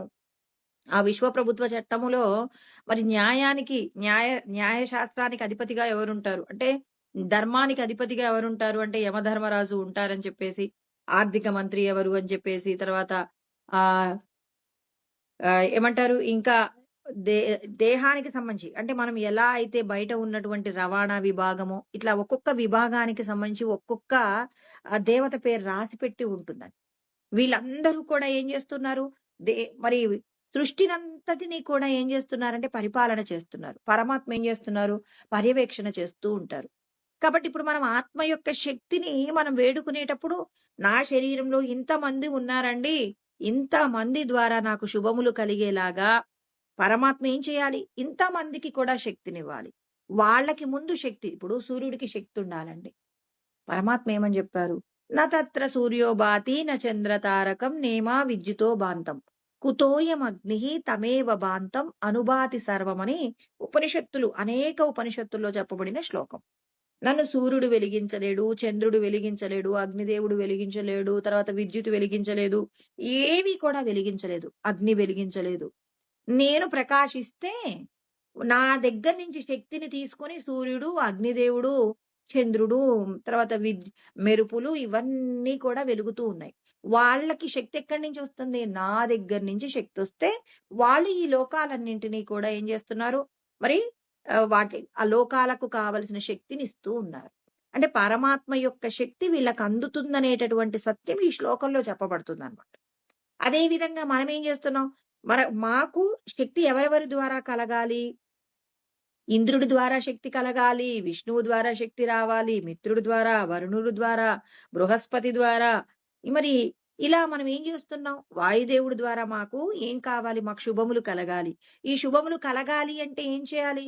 మీరు వాళ్లకు శక్తినివ్వాలని సూక్ష్మ శక్తులను మేల్కొలిపేలాగా ఆత్మ యొక్క శక్తిని గనక ప్రార్థన చేస్తే లోపట ఉన్నటువంటి దేవతలందరికీ కూడా శక్తి అందుతుందండి. ఆ శక్తి చేత మనం ఏమవుతామనంటే, మనం చేసేటటువంటి దేహానికి సంబంధించి ఏదైతే కర్మ చేస్తున్నామో, ఆ చేసేటటువంటి కర్మలన్నింటికీ కూడా మరి మనం ఏం చేస్తాం? శక్తిని పొందుతాం. ఆ శక్తి ఏమవుతుంది అనంటే, మన కార్యాలు సఫలమయ్యేలాగా మనం భగవంతుడిని ప్రార్థన చేయాలి. అందుకే మనం రోజు కూడా ఒక వ్యక్తట ఎవరో ఒక ఆయన ఇంటికి వెళ్ళాడట. అంటే తన స్నేహితుడి ఇంటికి వెళ్ళాడు. ఏదో కలుద్దాము అని చెప్పేసి చాలా రోజులైంది. కలుద్దామని చెప్పేసి వెళ్ళాడట. వెళ్తే పొద్దున 8 గంటలకు వెళ్ళాడట. వెళ్ళేసరికి పిల్లలు బయటున్నారట. "మీ నాన్నగారు ఉన్నారా నాన్న" అంటే, "నాన్నగారు ప్రార్థన చేస్తున్నారు. పిలవమంటారా?" అంటే, "వద్దులే బాబు ప్రార్థన చేస్తున్నారన్నారు గదా! ఎంతసేపవుతుంది అనంటే, నాన్నగారు రోజు ఒక 10, 15 నిమిషాలు ప్రార్థన జేస్తారండి అంటే, సరే నాకు పనుంది. నేను మళ్ళీ ఇటుగా వచ్చేటప్పుడు వస్తానులే అన్నారట. మళ్ళీ ఆయన పనులన్నీ జూసుకొని మళ్ళీ మధ్యాహ్నానికొచ్చారట. వచ్చేసరికి మళ్ళీ వాళ్ళ బాబు బయటుండి, "మీ నాన్నగారు ఏర్రా" అంటే, నాన్నగారు ప్రార్థన జేస్తున్నారు. ఇలా ఈసారి సరే సాయంత్రం వస్తానులే ఇప్పుడు భోజనం టైం అయింది. నాకు పనుందిలే అని చెప్పేసి వెళ్ళిపోయాడు. మళ్ళీ సాయంత్రం వస్తే మళ్ళీ ప్రార్థన చేస్తున్నా. అబ్బో! ఇంక ఇదేదో కుదిరేలా లేదు అని చెప్పేసి ఆయన ప్రార్థన అయిపోయేంత వరకు ఉండి, "ఏరా ఎప్పుడొచ్చినా ప్రార్థనే చేస్తున్నానంటావు? నీకెప్పుడు ప్రార్థన తప్ప వేరే పనులేం లేవా?" అంటే మనము లేసిన దగ్గర నుంచి ఉదయం ఏం చేస్తాం? పొద్దున టీ దగ్గర నుంచి, టిఫిన్ దగ్గర నుంచి 11 గంటలకు స్నాక్ అంటే, మధ్యాహ్నం భోజనం అంటే, 4 గంటలకు మళ్ళేదో పలహారం అంటే, రాత్రికేదో భోజనం అంటే, ఇలా పలు రకాలుగా మనం పలు విషయాలలో భోజనం జేస్తున్నాం. అంటే శరీరానికి ఆహారం ఇస్తున్నాం కదా! మరి మనసును ఆధారంగా ఉన్నటువంటి సమస్త శక్తులకు శక్తి అందాలి అంటే ప్రార్థన చేయాలి. ఆ ప్రార్థనయే మన శరీరంతో చేసే ప్రతి కర్మ కూడా సక్సెస్ అవ్వాలి అంటే నీ యొక్క ప్రార్థన. నువ్వు తీసుకున్నటువంటి ఆహారం శరీరానికి శక్తినిస్తే, కొంత మనసుకు శక్తినిస్తే, పూర్ణంగా నువ్వు చేసే ప్రతి పనికి కూడా భగవంతుడికి మనం చేసే ప్రార్థన ఎలా ఉండాలి అంటే, మరి లోపట ఉన్నటువంటి శక్తులన్నీ మేలుకొలిపేలాగా భగవంతుడిని పొగడాలి. ఇప్పుడు మనం ఎవరికైనా ఒక పని చేసి పెట్టాలంటే మనల్ని పొగిడారనుకోండి, మనం మనం కాదులెండి. మరి పోనీ రాజుగారు మనకొక పని చేయాలి. రాజుగారు పని చేయాలి అంటే రాజుగారిని వెళ్లి 2 తిట్లు తిడితే ఇస్తాడా? వెళ్లి పొగుడుతాం. స్వామి మీరు చాలా గొప్పవారండి. మరి ఎవరు ఏ కష్టంతో వచ్చినా ఆ కష్టాన్ని మీరు తీర్చగలరండి అని చెప్పేసి ఆయన్ని పొగిడాం. అదే విధంగా మనల్ని కూడా ఎవరైనా మీరు గొప్పవాళ్ళండి అని చెప్పేసి పొగిడితే మన దగ్గర లేకపోయినా హ్మ్. ఏం చేస్తాం? పక్కింటికెళ్ళైనా తీసుకొచ్చి వాళ్ళ కష్టం తీర్చే ప్రయత్నం చేస్తాం. ఎందుకు చేస్తాం? పొగడ్తా. భగవంతుడిని కూడా మనం ఏం చేయాలి? ప్రార్థించడం అంటే ఆయన్ని స్తుతించాలి. స్తుతిస్తే ఏమవుతుంది? భగవంతుడు స్ సంతోషపడతాడు. భగవంతుడు ఎన్ని సార్లు నువ్వు భగవంతుడిని స్తుతి చేస్తే, అన్ని సార్లు ఏమవుతాడు? ఆయన సంతోషాన్ని పొంది శరీరానికి శక్తినిస్తాడనమాట. అంటే శరీరంలో ఉన్న సూక్ష్మ శక్తులన్నీ కూడా అంటే దేవతలున్నారు కదండీ! ఆ దేవతలందరికీ శక్తి అందుతుంది. మనం ఏ ప్రార్థన చేయకుండా హాయిగా దేహ దేహ సంబంధమైన వ్యవహారాలే చేసుకుంటూ ఉన్నామనుకోండి, మనం తీసుకున్న ఆహారంలో ఉన్నటువంటి దోషాలు, మనం నిరంతరం చేసేటటువంటి కర్మలలో ఉన్న దోషాలు, లోపట దైవ శక్తితో పాటు దుష్ట శక్తులు కూడా ఉంటాయన్నమాట. ఆ దుష్ట శక్తులన్నింటికి శక్తి కలిగి మనల్ని ఎవరైనా పలకరిస్తే కోపమొస్తుంది. మన కళ్ళ ముందు ఎవరైనా ఏదైనా పని చేయడంలో కాస్త జాగ్రత్తగా లేకపోతే కోపమొస్తుంది. ప్రతి చీటికి మాటికి ఎవరికైనా మనం ఏదైనా సహాయం చేయాలంటే వాళ్ళకి సహాయం చేయబుద్ధి గాదు. మనకంటే సంపదలలో తక్కువగా ఎవరికైనా ఉంటే వాడిని చూసి అహంకరిస్తాం, కోప్పడతాం. మనకంటే అధిక స్థాయిలో ఉన్నవాడిని చూసి అసూయ పడతాం. అంటే మనలో ఉన్న మంచి లక్షణాలన్నీ ఎలా పోతున్నాయి? ప్రార్థన చెయ్యకపోవడం వల్ల మన యొక్క ప్రవర్తనలో కామ, క్రోధ, లోభ, మోహ, మద, మాత్సర్యాలు పట్టుకుంటున్నాయి. వీటన్నింటి నుంచి విడిపించాలంటే మన దగ్గరున్న ఏకైక ఆయుధం ప్రార్థనేనండి. భగవంతుణ్ణి స్తుతి చేస్తూనే ఉండాలి. భగవంతుడిని పొగుడుతూ ఉండాలి. అలా భగవంతుడిని మనం స్తుతి చేస్తూ, ప్రార్థన చేస్తూ, మనఃపూర్వకంగా చేస్తున్నప్పుడు, ఆ పరమాత్మ యొక్క శక్తి మన లోపటున్న దైవ శక్తులకు కావలసిన శక్తి అందుతుంది. అసలు ముందు నీ శరీరంలో దేవతలున్నారని నువ్వు నమ్మాలి. అలా నమ్మకుండా ఏదో జరుగుతుందంటే కుదరదు. అందుకే వేదాన్ని, ఆ వేదంలో చెప్పబడిన ప్రతి విషయం మీద నీకు నమ్మకం ఉండి, ఆ నమ్మకం చేత ప్రార్థన చేస్తేనే జరుగుతుంది. ఒక వ్యక్తి దగ్గరికి వెళ్లి మాకు సహాయం చేయండి అని అడగటానికంటే పూర్వం ఇతడు చేస్తాడో, చెయ్యడో అని చెప్పేసి సందేహించారనుకోండి. పరమాత్మ ఏమంటారంటే, సంశయాత్మా వినశ్యతి. ఎవరైతే సంశయాలతో ఉంటారో, వాడికి కావలసిన ప్రయోజనం నెరవేరదు. వీడు చేస్తాడో, చెయ్యడో అని చెప్పేసి అపనమ్మకంతోనే వెళ్లారనుకోండి, అతడు చేస్తే చెయ్యవచ్చు, చేయకపోతే చేయకపోవచ్చు. అంటే పూర్వజన్మలో పుణ్యం ఉంటే అతడు చేస్తాడు. పూర్వజన్మలో పాపం ఉంటే అతడు చెయ్యడు. అంటే మళ్ళీ ఇక్కడ కూడా నువ్వు చేసిన పాప పుణ్యాలే. కానీ ఇతడు నాకు ఖచ్చితంగా సహాయం జేస్తాడు. ఒకవేళ నీకు పాప కార్యమే అడ్డుపడినా, ఈ జన్మ ప్రయత్నం చేత నువ్వేం జేశావంటే, నీ పాపాన్ని పోగొట్టుకునేలాగా భగవంతుడిని ప్రార్థన చేశావు. స్వామి ఈ వ్యక్తి ద్వారా నాకు ఈ కార్యం జరిగేలా చూడండి. మీరు చేసేస్తారండి అని చెప్పేసి భగవంతుడి మీద భారం వేసి వెళ్ళండి. మీకు పాప కార్యమే ఉండి అతడు చెయ్యకూడదనేటటువంటి విషయం అక్కడ అమలులో ఉన్నా, పరమాత్మ ఏం చేస్తాడు? ఖచ్చితంగా వాటిని అమలులో పెట్టేస్తాడనమాట. అంటే మీకు ఆ సహాయం అందుతుంది. అందుకే ముందు సందేహించకండి. సందేహం ఉన్నప్పుడు ఆ వ్యక్తి దగ్గరికి వెళ్ళకండి. పరమాత్మ అంటున్నారు, "ఇతని వల్ల నాకీ పని జరుగుతుంది." ఆ పని జరిగేలాగా ఎవరు చేస్తారు? ఈశ్వరుడు చేస్తారని ఈశ్వరుడి మీద నమ్మకముంటే అది జరుగుతుందండి. అందుకే ఇక్కడ ఆహ్, వశిష్ఠుడు చెప్తాడనమాట. ఏమంటారంటే, "పౌరుషేణ ప్రయత్నేన యోజనీయ శుభే పది" అనే పదం మాట్లాడతారు. అంటే ఏంటంటే, పూర్వజన్మకు సంబంధించి ఏవైనా దుష్ట సంస్కారాలున్నాయనుకోండి, ఏదో పాపాలు, పాపపు ఆలోచనలు, పాపపు కర్మలు ఏవో ఉన్నాయండి. వాటన్నింటిని ఏం జేస్తారు? పౌరుషేణ ప్రయత్నేన అంటే ఈ జన్మ ప్రయత్నం చేత పూర్వజన్మకు సంబంధించిన యోజనీయ వాటన్నింటిని ఏం చేస్తారు? శుద్ధిపరచండి. శుభే పది అంటే మరి ఈ జన్మలో మీరు ప్రయత్నం చేత మీరు సాధించలేనిదేదైనా ఉంటే ఈ జన్మ ప్రయత్నం చేత సాధించొచ్చుగా. అంటే మీ ప్రయత్నమే మిమ్మల్ని ముందుకు తీసుకెళ్తుంది. అంటే మీరు ప్రయత్నం చేయకుండా, జ్ఞానం తెలుసుకోకుండా, తెలుసుకున్న దానిని మననం చేయకుండా, మననం చేసిన దాన్ని ఆచరించకుండా ఉన్నారనుకోండి నష్టపోతారు. ముందు మీరు ప్రయత్నం చేయండి. వినండి. ప్రయత్నం చేసి మీరేం చేస్తారు? ఆ ప్రయత్నం చేత సక్సెస్ అవ్వండి. అంటే ఫస్ట్ వినండి. విన్న దానిని శ్రవణాన్ని మననం చేయండి. మననాన్ని నిదిధ్యాసనం చేయండి. ఇలా మీరు చేసేటటువంటి కర్మలలో ఉన్న దోషాలు ఈ జన్మ ప్రయత్నం చేత సఫలీకృతం చేసుకోవచ్చని ఇక్కడ మనకు వశిష్ఠుడు కూడా యోగ వాసిష్టంలో చెప్పారు. అంటే ఏమని చెప్పారు? పౌరుషేణ ప్రయత్నేన అంటే పురుష ప్రయత్నము చేత యోజనీయ శుభే పది. అంటే అశుద్ధ కర్మలన్నింటినీ, అశుద్ధతనంతటినీ కూడా పోగొట్టి మరి శుద్ధమైనటువంటి మరి విధంగా మీ మనస్సుని ఏం చేస్తారు? శుద్ధపరచండి. ఈ జన్మ ప్రయత్నం చేత భగవంతుణ్ణి పొందడానికి కావలసిన ప్రయత్నం చెయ్యండి. తయోర్న వశమాగచ్చేత్. అంటే ఇంద్రియాలకు మీరు వశం కామాకండి. ఇంద్రియాలకు వశం కాకుండా ఉండాలంటే, మీ ఇంద్రియాలు మీరు చెప్పిన విధంగా పనిచేయాలంటే ఏం చేయాలి? ఇంద్రియాల యొక్క పరిస్థితి తెలుసుకోండి.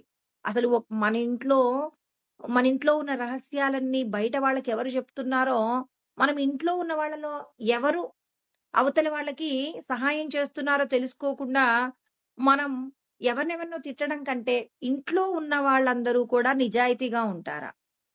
మన వాళ్ళు ఎవరైనా ఇతరులు ఏదైనా ఒక రూపాయి ఇస్తున్నారనో, లేకపోతే వాళ్ళ ఇంటికెళ్తే వాళ్ళు ప్రేమగా చూసుకుంటారనో, వాళ్ళకి మన విషయాలన్నీ చేరవేస్తున్నారా అని, ముందు మన ఇంట్లో ఉన్న వాళ్ళ మీద నిఘా పెట్టి, ఎవరైతే నిజాయితీగా లేరో, నిజాయితీగా ఉన్న వాళ్ళని ఏం చేయాలి? నిజాయితీగా లేని వాళ్ళని, వాళ్ళకి క్లాస్ ఇవ్వాలి. ఒక చిన్న క్లాస్ ఇచ్చి, "అయ్యా! మన ఇంట్లో ఉన్న రహస్యాలన్నీ అవతల వాళ్ళకి జెప్పేస్తే, మన కుటుంబ పరువు పోతుందయ్యా." చాలా మందికండి ఎవరైనా చుట్టాలు బంధువులలో కానివ్వండి, స్నేహితులు కానివ్వండి, ప్రేమగా చూసేస్తే ఇంట్లో ఉన్న రహస్యాలన్నీ జెప్పేస్తారు. అలాంటి ఒక బలహీనత ఉంటుంది.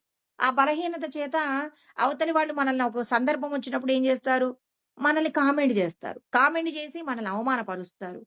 ఇప్పుడు మనము అంటే మన ఇంట్లో ఉన్న రహస్యాలు ఎవరు జెప్తున్నారు? వాళ్ళ గురించినటువంటి విచారణ మనం చేశామనుకోండి, ఆ విచారణ ఏమవుతుంది?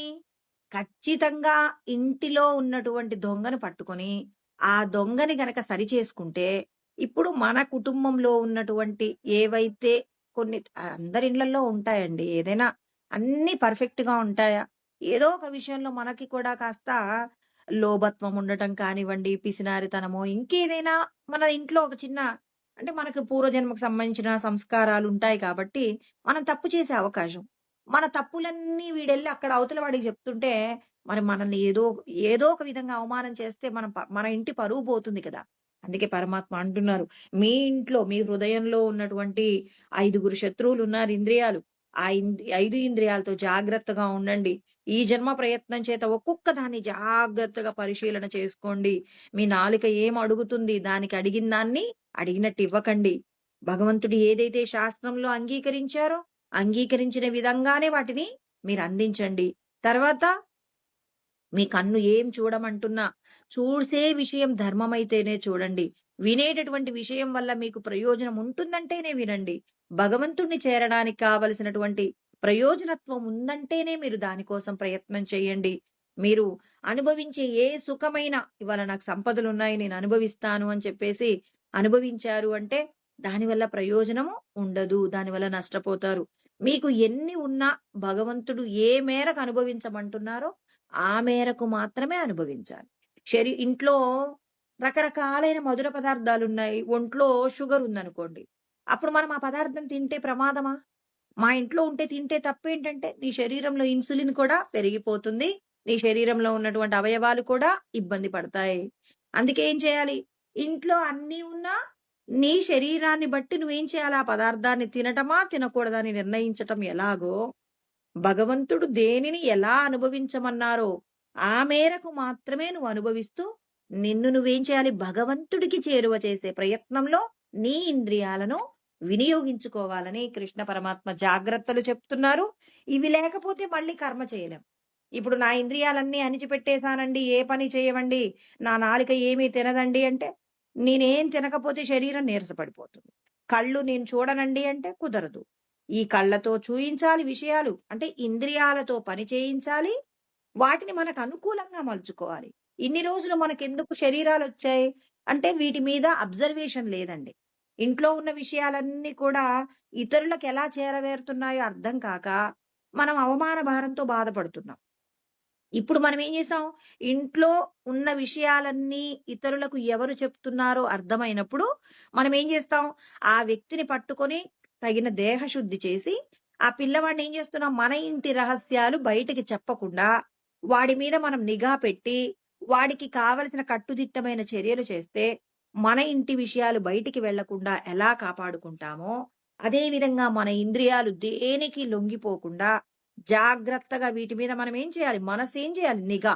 5 గుర్రాలను నడిపించేటప్పుడు కళ్ళెం ఏం చేస్తుంది? మనస్సనే కళ్ళెం ఈ బుద్ధి అనేటటువంటి సారథి గట్టిగా పట్టుకుంటాడండి.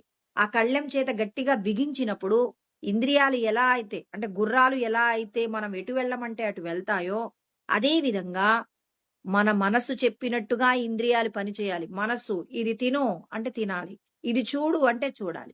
లేదు లేదు అది బావుంది. లేదు నోరు మూయి. ఇది బాలేదు. అంటే ఇక్కడ ఏం చేయాలి? మనస్సు నిండా కూడా భగవంతుడి జ్ఞానం నింపాలి. అందుకే ఆధ్యాత్మికమైన మనస్సు అని 30వ శ్లోకంలో చెప్పాడు. ఇక్కడ 34వ శ్లోకంలో ఇంద్రియాలు నిగ్రహించాలన్నాడు. అంటే ముందు మనస్సును నిగ్రహించి నువ్వు ఆత్మను పొందడం కోసమే ప్రయత్నం చేయాలని ఆత్మకు సంబంధించిన జ్ఞానాన్ని కలిగించి తర్వాత ఇంద్రియాలను నిగ్రహించమని పద్ధతి ప్రకారం చెప్తున్నారు. ఇప్పుడు ఇంట్లో పిల్లలు తప్పు చేస్తున్నారని పిల్లల్ని కంట్రోల్‌లో పెట్టకూడదు. అందుకే మనం బయట కూడా చూస్తామండి. ఏంటంటే పిల్లవాడు ఏదైనా దొంగతనం చేస్తే భర్త ఏం చేస్తాడంటే భార్యని కొడతాడండి. ఒక చెంప మీద ఒకటేయటమో, తిట్టడమో చేస్తాడు. అలా చేసినప్పుడు పిల్లలు భయపడతారు. అయ్యో! నేను చేసిన తప్పుకు అమ్మకు శిక్ష పడింది అని చెప్పేసి పిల్లలేం జేస్తారు? వాళ్ళు తప్పు చేయకుండా ఉంటారు. ఇది అంతా మనకి తెలుసండి. అదే విధంగా ఇక్కడ కూడా మనస్సును గనక కంట్రోల్‌లో పెట్టకుండా ఉన్నారనుకోండి, అప్పుడు ఇంద్రియాలు తమకు నచ్చినట్టుగా ప్రవర్తిస్తాయి.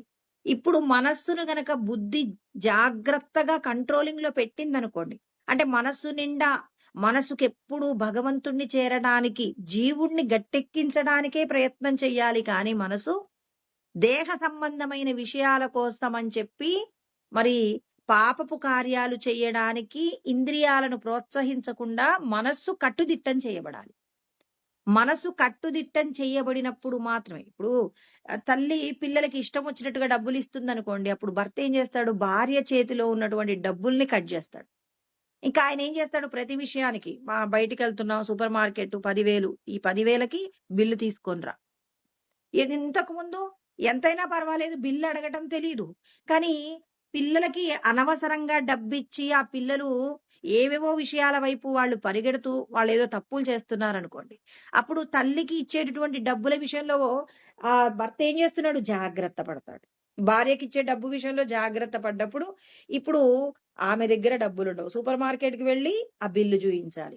దేనికి ఎంత ఖర్చయిందో, పిల్లలకి ఎంత డబ్బు పాకెట్ మనీ ఇవ్వాలో అన్నీ తండ్రి నిర్ణయిస్తాడు. ఇప్పుడు ఏమైంది?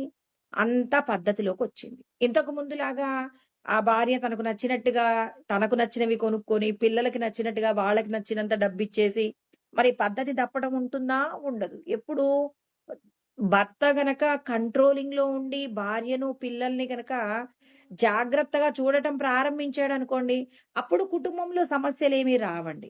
కుటుంబంలో సమస్యలొస్తున్నాయి అంటే కారణం ఏంటి? మరి వాళ్ళకి అంటే ఒకరి మీద ఒకరికి కంట్రోలింగ్ లేకపోవడం. అదే విధంగా ఇక్కడ బుద్ధి కూడా ఏం చేయాలి? నిరంతరం మనసు మీద కంట్రోలింగ్ పెట్టాలి. మనస్సు ఏం ఆలోచిస్తుంది? మనసు దేని గురించినటువంటి ఆలోచనలు చేస్తుంది? ఇలా ప్రతి ఒక్క విషయం గురించి గనక మనస్సుని జాగ్రత్తగా గమనిస్తే ఏమవుతుంది? ఇంద్రియాలు కూడా కంట్రోల్‌లోకొస్తాయి. అందుకే పరమాత్మ ఒక పద్ధతిలోనే చెప్తున్నారు. పద్ధతి లేకుండా ఏం చెప్పట్లేదండి. కృష్ణ పరమాత్మ చెప్తున్నారు, మీరందరూ కూడా ఏం చేయాలి? మీ యొక్క ఇంద్రియాలను కంట్రోల్‌లో పెట్టాలి. ఇంద్రియాలను గనక కంట్రోల్‌లో పెట్టకపోతే అనేక రకాలైనటువంటి ప్రమాదాలొస్తాయి కాబట్టి, ముందు మీ మనస్సుని ఆధ్యాత్మికమైన మనస్సుగా తీర్చిదిద్దండి. మీ మనస్సెప్పుడు దేని గురించి స్మరించాలి? ఏవం నిరంతరభ్యస్త బ్రహ్మ ఏవాస్మీతి వాసన హరత్య విద్యా విక్షేపాన్ రోగానివరసాయనం అంటారు. అంటే ఏం చెప్పారిక్కడ? ఎప్పుడూ నేను బ్రహ్మమే, బ్రహ్మమే అని మనసు స్మరిస్తున్నప్పుడు, ఇంద్రియాలు కూడా బ్రహ్మమును చేరడానికి కావలసిన ఆహారాన్ని తింటాయి, కావలసిన విషయాలనే చూస్తాయి, దానికి కావలసిన విషయాలనే వింటాయి చెవులు. అంటే మన శరీరంలో ఉన్న ఇంద్రియాలు కంట్రోల్‌లో ఉండాలి అంటే, మనసు ఎప్పుడూ కూడా భగవత్ చింతనను విడిచిపెట్టకుండా కర్మ చేయాలి. దీనికోసం రామకృష్ణ పరమహంస చెప్తారండి. ఆహ్ మామూలుగా మనం ఇంట్లో పనులు చేస్తూ ఉంటాం కదా! ఎలాంటి పనులు? ఇప్పుడు పొలంలో వడ్లు నురిపేటటువంటి వాళ్ళుంటారు గదా! వడ్లు అదే అదే ఆ పొలంలోంచి కోసిన తర్వాత వాటిని ఆ వడ్లని, గడ్డిని వేరు చేసేటప్పుడు. ఆహ్, ఆ వడ్ల యొక్క నూర్పిడి చేసేటప్పుడు, తర్వాత ఎర్ర ఇంకా ఏదైనా ఇంట్లో పనులు చేసేటప్పుడు, రోడ్డు మీద నీళ్ల బిందెలు ఎత్తుకొనొచ్చేటప్పుడు, ఇలా ఏ పని చేస్తూ ఉన్నా మరి ఆయా పనులు చేసేటప్పుడు వాళ్ళు ఏం జేస్తారు? భగవంతుడు చెప్తున్నాడనమాట. వాళ్ళ యొక్క బాధ్యతలు విస్మరించారు. ఇప్పుడు ఒక పసిపిల్లవాడున్నాడండి. పసిపిల్లవాడిని చెట్టుకొక ఉయ్యాల గట్టారు. ఆ ఉయ్యాల్లో ఉన్నటువంటి పిల్లవాడు ఏడుస్తున్నాడా లేదా అనేది గమనిస్తూనే అక్కడ పొలంలో ఉన్నటువంటి పనులు చేస్తూ ఉంటారు. పిల్లవాడి యొక్క ఏడుపు వినగానే ఏం జేస్తారు? వెంటనే వెళ్లి పిల్లవాడిని చూసుకుంటారు. అంటే వాళ్ళు ఏ పనులు చేస్తున్నా పిల్లవాడి యొక్క ఆలోచన మర్చిపోయారా? మర్చిపోలేదు. అదే విధంగా మీరు కూడా దైవమే అంటే ఈ శరీరంలో నేనున్నాను. నన్ను నేను విడిపించుకోవాలి. విడిపించుకోవడానికి దేహ సంబంధమైన విషయాలను నాకు అనుకూలంగా మార్చుకోవాలి అని చెప్పి మనం ఏం చేయాలి? అనుక్షణం మన మనసు ఏం చేయాలి? భగవంతుడి యొక్క స్మరణ చేస్తూ భగవంతుడి స్మరణ చేస్తున్నామంటే భగవంతుడు చెప్పిన నియతి తప్పకూడదండి. ఆయన చెప్పిన నియతి ఏంటి? అమృతం అన్నాడు. ధర్మం అనే అమృతాన్ని ఎవరైతే తాగుతారో, తాగిన వారికి మాత్రమే బంధము నుండి విముక్తి కలుగుతుంది. బంధ విముక్తి కలగాలి అంటే, భగవంతుడు చెప్పే ధర్మాన్ని నిరంతరం ఏం చేస్తుండాలి? పానం చేస్తుండాలి, శ్రవణం చేస్తుండాలి, తాగుతుండాలి. భగవంతుడు చెప్పినటువంటి ధర్మాన్ని ఎవరైతే తెలుసుకుంటారో, తెలుసుకున్న దానిని ఆచరించడానికి మనసు చేత ఏం చేయాలి? మననం చేయించాలి. మననం చేయించి మనసేం చేయాలి? ఇంద్రియాల చేత నిదిధ్యాసనం చేయిస్తుండాలి. ఇలా ఏం చేయాలి? బుద్ధి యందు జ్ఞానమనే అమృతం పోస్తే, ఈ జ్ఞానమనే అమృతాన్ని తాగినటువంటి జీవుడు ఏం చేస్తాడు? మనస్సుని ఎప్పుడూ భగవంతుడి మీద లయం చేస్తాడు. అంటే భగవంతుడి మీద మనసు పెట్టేలాగా మరి జీవుడు గనక చెయ్యగలిగితే అప్పుడు ఇంద్రియాలు మాట వింటాయి. కాబట్టి ఇక్కడ కృష్ణ పరమాత్మ చెప్తూ ఉన్నారు. ఏమని చెప్తున్నారు? మీరందరూ చేసేటటువంటి ప్రతి కర్మ యందు కూడా ఇంద్రియాల యొక్క ప్రాధాన్యత ఉంటుంది. ఈ ఇంద్రియాలను గనక మీరు విచ్చలవిడిగా వదిలివేస్తే అవి మీకు శత్రువులవుతాయి. మిమ్మల్ని మళ్ళీ మళ్ళీ శరీరాలు పొందడానికి కావలసిన స్థితిని తీసుకొస్తాయి. చెప్పాడు గూడా కృష్ణ పరమాత్మ చూడండి.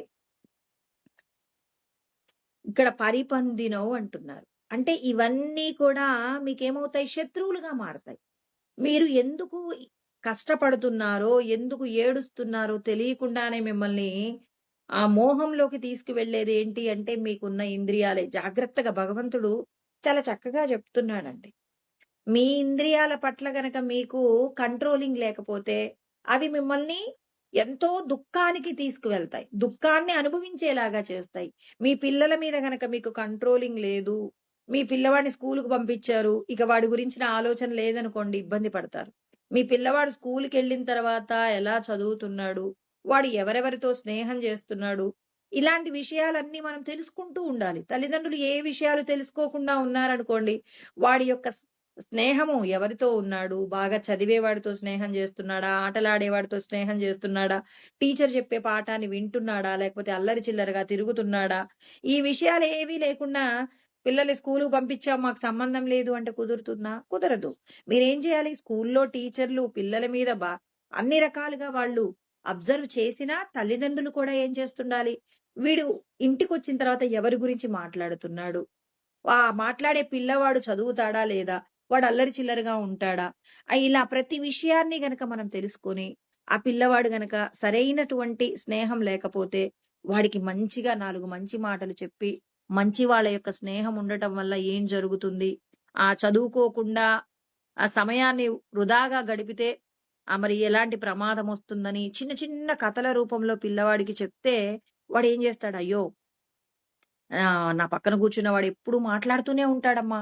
టీచర్ పాఠం చెప్తుంటే ఎప్పుడు విననివ్వడమ్మా అంటే, మరి అలా అయితే నువ్వెలా నాన్న అంటే, మరి టీచర్‌కి చెప్పమ్మా రేపు నేను వేరే వాడి పక్కన కూర్చుంటాను. నువ్వే వచ్చి చెప్పు లేకపోతే వాడు నన్ను తిడతాడని. వాడు ఎలా అయితే వాడు చేస్తున్న తప్పును వాడి చేతనే చెప్పించేలాగా మనం చెప్పేటటువంటి చిన్న చిన్న కథల రూపంలో చెప్పిన మాటలు ఆ పిల్లవాడి యొక్క వాడి తప్పేంటో వాడు తెలుసుకునేలాగా చేసినట్టు, మన ఇంద్రియాలను కూడా పసిపిల్లల్లాగా మనమేం చేయాలి? ఒక్కొక్క విషయం పట్ల జాగ్రత్తగా గమనిస్తూ, ఏ పదార్థాన్ని కోరుతుంది నీ నాలుక? పదార్థం తినటము శాస్త్రం అంగీకరిస్తుందా? ఎంత మోతాదులో అడుగుతుంది? తినడం వల్ల ప్రమాదమా? లేకపోతే ఏంటి అని ప్రతి విషయాన్ని కూడా మనసేం చేయాలి? జాగ్రత్తగా అబ్జర్వ్ చేస్తూ, జాగ్రత్తగా చేస్తూ ఉంటే బుద్ధి ఏం చేస్తుంది? పర్యవేక్షణ చేస్తుంది. మనసు సంకల్పం చేయగానే నిర్ణయించటానికంటే పూర్వం నా నాలుక ఇది అడుగుతుంది అని జెప్పేసి మనసు చెప్పినప్పుడు బుద్ధి నిర్ణయిస్తుంది. నాలుక ఇది అడిగితే మాత్రం ఇస్తామా? ఈ శరీరానికి సంబంధించి అనారోగ్యం. శాస్త్రం కూడా అంగీకరించదు అని చెప్పేసి చెప్పినప్పుడు, ఆ నాలుకతో నువ్వది తినకుండా నీ మనసు గనక ఆ నాలుక మీద కంట్రోలింగ్ ఉంటే, అప్పుడు నువ్వు భగవంతుడిని చేరుకోవడానికి కావలసిన స్థితిని పొందుతావు అంటారు. అందుకే స్వాహా మంత్రం గురించి అందరూ కూడా తెలుసుకోవాల్సినటువంటి అవసరం ఉంది. ఎక్కడైనా మనం మంత్రం మామూలుగా ఆహారం తీసుకునేటప్పుడండి మాధవాయ స్వాహ, నారాయణాయ స్వాహ, కేశవాయ స్వాహ అని చెప్పేసి అంటారు. స్వాహ మంత్రం అంటే ఏంటి? అసలు స్వాహ అంటే ఏంటి? భగవంతుడిని ప్రార్థన చేసేటప్పుడు స్వాహ అంటారు. అంటే ఏంటంటే మనం ఏదైనా భగవంతుడి నుంచి వేడుకుంటున్నామంటే, ఆ భగవంతుడు మనకది ఇస్తాడు. ఇచ్చిన దాన్ని మనం మాత్రమే అనుభవించకుండా, దానిని తిరిగి ఇచ్చివేస్తాము అనేటటువంటి ప్రమాణం మేరకు మాత్రమే భగవంతుడికి ఏం చేస్తాం? ప్రార్థన చేస్తాం. అంటే మనం చేసే ప్రార్థనలో స్వార్థం ఉండకూడదండి. నేనొక పని చేశాను, దేవుడికి పూజ చేసి, స్వామి నా కుటుంబాన్ని కాపాడండి అని చెప్పేసి అడగకూడదు. భగవంతుడా లోకాన్ని కాపాడండి అని చెప్పేసి వేడుకున్నారనుకోండి, అప్పుడు మీ యొక్క క్షేమము, యోగము పరమాత్మ చూసుకుంటారు. అలా కాకుండా మనం తొందరపడతామండ. తొందరపడి ఏం చేస్తాం? భగవంతుడా నేను పూజ చేశానండి నాకిదివ్వండి అని చెప్పేసి అడగకూడదు. ఎప్పుడైతే ఏది అడగకుండా ఎంత పూజ చేసినా, ఎంత సేవ చేసినా, ఏ కార్యం చేసినా అందరూ బావుండాలి స్వామి అని మీరు వేడుకుంటే, అప్పుడు మన యొక్క బాధ్యత పరమాత్మ తీసుకుంటాడు. తెలివైన వాళ్ళ ఉపాయం అండి. భగవంతుడు కూడా చక్కటి సలహాలిస్తాడనమాట. మీకెందుకు ఇది కావాలి అంటే దీని వెనకాల ఇంకో సమస్యొస్తుంది. నాకు ఏది మంచిదో అది మీరివ్వండి. నేనెందుకండి ప్రత్యేకంగా అడగటమని నా మీద భారం వేయరాదండి. భారం వేయటం రాకుండా మీరేం జేస్తారు? స్వామి నాకదివ్వండి అంటారు. ఇప్పుడు పిల్లవాడు అమ్మా ఈ సంవత్సరం నాకు సైకిల్ కొనివ్వండమ్మా అని అడిగాడనుకోండి. ఇప్పుడు మీరేమనుకుంటారు? పిల్లవాడికి ఏం కావాలి? సైకిల్‌తో పాటు ఇంకేదో వస్తువు కూడా కావాలి అని మీరనుకున్నారు. అయ్యో! ఈ సంవత్సరం పిల్లవాడికి చిన్న ల్యాప్‌టాప్ గూడా కొనిద్దాం. వాడికేదైనా చిన్న చిన్న మరి గేమ్స్ అవన్నీ కూడా ఉంటాయి. గేమ్స్‌తో పాటుగా కొన్ని కొన్ని ప్రాక్టికల్స్ కూడా ఉంటాయి. ఈసారి ఆ పిల్లవాడికి అది కూడా ఇద్దామనుకుంటే, ఈ పిల్లవాడు మారం చేస్తున్నాడు. అమ్మ సైకిల్ కావాలి అంటే, వాడి యొక్క మారం విన్నప్పుడు ఇవ్వాల్సినటువంటి చిన్న ట్యాబ్ గూడా ఇవ్వకుండా ఒక్క సైకిలే ఇస్తాం. పరమాత్మ అంటున్నాడు అంటే తల్లిదండ్రులు ఎలా అయితే పిల్లవాడి యొక్క క్షేమాన్ని ఆలోచించి వాడికి ఏమేం కావాలో ప్లాన్ చేస్తారు. అదే విధంగా నేను కూడా ఏంటి మీరంటారు స్వామి పిల్లవాడికి ఉద్యోగం అంటారు. ఉద్యోగం కంటే ముందు వీడికో ప్రమాదం రాబోతుంది. ఆ ప్రమాదం మీకు తెలీదు. ఎంతసేపు వాడికి ఉద్యోగం వస్తే చాలంటారు. మీరింత పూజ చేసి పిల్లవాడు ఉద్యోగం అంటారు. వాడికి ఉద్యోగం వచ్చేలోపే ప్రాణగండం ఉంది. ఈ ప్రాణగండం నుంచి నేను కాపాడాలా? మీకివ్వాల్సిన ఉద్యోగం గురించి ఆలోచించాలి. అందుకే భగవంతుడి మీద భారం వేసి, "స్వామి మీరు జూసుకోండి స్వామి. ఈ లోకమంతా బావుండాలి. నాకెందుకు? ఈ దేహానికి సంబంధించి ఏమివ్వాలో, ఏమివ్వకూడదో అన్నీ మీకు తెలుసు. ఎందుకంటే, నేను పూర్వజన్మలో పుణ్యాలు జేశానో, పాపాలు జేశానో మీకు తెలుసు. నాకు తెలుసా? నేనెప్పుడు ఏం తినాలో, ఎలా ఉండాలో, ఎక్కడికి వెళ్ళాలో అన్నీ నిర్ణయించేది మీరు. మీరు నిర్ణయించగా నేనెందుకు అడగాలి" అని చెప్పి, ఏ పని చేసినా మరి ఏం చేయాలి భగవంతుడిని ప్రార్థించేటప్పుడు, "స్వామి మీరు నాకు ఏదైతే ఇచ్చారో, ఇచ్చిన దాన్ని లోకక్షేమ నిమిత్తం ఖర్చు పెట్టేలాగా మాకనుగ్రహం చెయ్యండని" ప్రార్థనలోనే ఏం చేస్తున్నాం? మీరు ఇచ్చిన దాన్ని తిరిగి ఇచ్చేస్తాను అనేటటువంటి భావన చేత మనం భగవంతుణ్ణి ఏం చేస్తాం? స్వాహా మంత్రాల చేత భగవంతుడిని ప్రార్థన అందుకే చేస్తామనమాట. భగవంతుడు మనకు చెప్పిన ప్రతి సత్యము కూడా అర్థం చేసుకోవాలి. అందుకే మనం ఏం చేస్తాం రోజు ఆహారం తీసుకునేటప్పుడు శాస్త్రం ఏం చెప్తుంది అంటే, మరి 5 విషయాలు అంటే ప్రాణవాయువులు ఉన్నాయి కదండీ! ప్రాణము, వ్యానము, సమానము, అపానము, ఉదహరణము అనేటటువంటి ప్రాణవాయువులు ఉన్నాయి కదా! ఈ ప్రాణవాయువులకు శక్తి అందేలాగా మనం భగవంతుణ్ణి ప్రార్థన చేయాలి.